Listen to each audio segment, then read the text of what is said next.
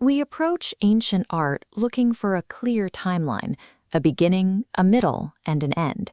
It is a modern habit of narratology that expects a story to sit still and wait. The bas-relief of Arjuna's Penance at Mahabalipuram challenges that expectation. Across a granite face stretching nearly 30 meters, a chaotic swarm of celestial beings, ascetics, and animals exists in a single crowded moment.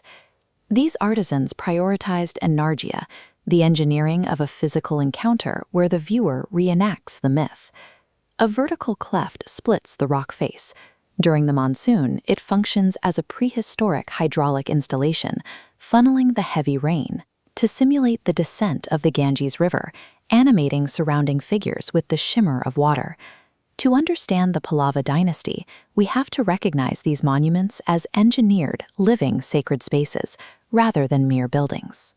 In the early 7th century, King Bhagiratha I took power and issued a radical architectural mandate for the newly consolidated Tamil region. His inscriptions proclaim a new standard. Divine structures were to be built without the use of brick, timber, metal, or mortar. At the Mandagapattu cave temple, artisans used the subtractive method, laboriously hewing pillars directly from the hill face. There is no masonry here. The sanctuary exists only because the excess mountain was removed. This method tied the sanctity of the shrine to the permanence of the rock itself. By stripping away fragile man-made materials, the architects presented the temple as an eternal part of the mountain. His successor, Narasimhavarman I, took this devotion to the living stone and pushed the art form out of the caves and into the open air. At the site of the Pancharathas, or 5 chariots, sculptors stopped digging into hillsides. Instead, they took single, massive boulders and carved them into entirely freestanding architectural prototypes. These monoliths use the weight of the stone to project divine ideals into physical space. A towering elephant, carved from a single piece of granite, stands as a symbol of strength and wisdom, protecting the sacred order.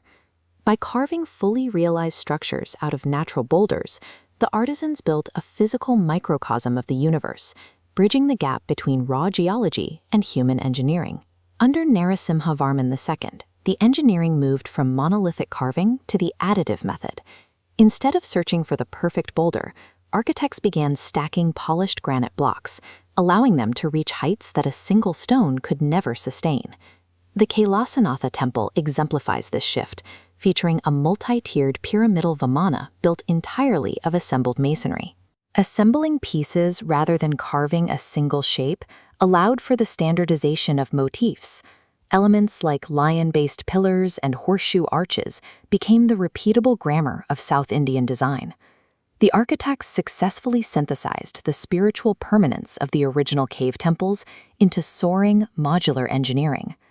This Pallava grammar survived the fall of the dynasty, serving as the foundational DNA for the massive imperial temples of the later Chola, Pandya, and Vijayanagara empires. Maritime trade routes carried this visual language across the Bay of Bengal, expanding the reach of Dravidian design far beyond the Coromandel coast. As ships sailed eastward, the technical influence of Pallava artisans reached the early temple architecture of Cambodia, Vietnam, and Indonesia.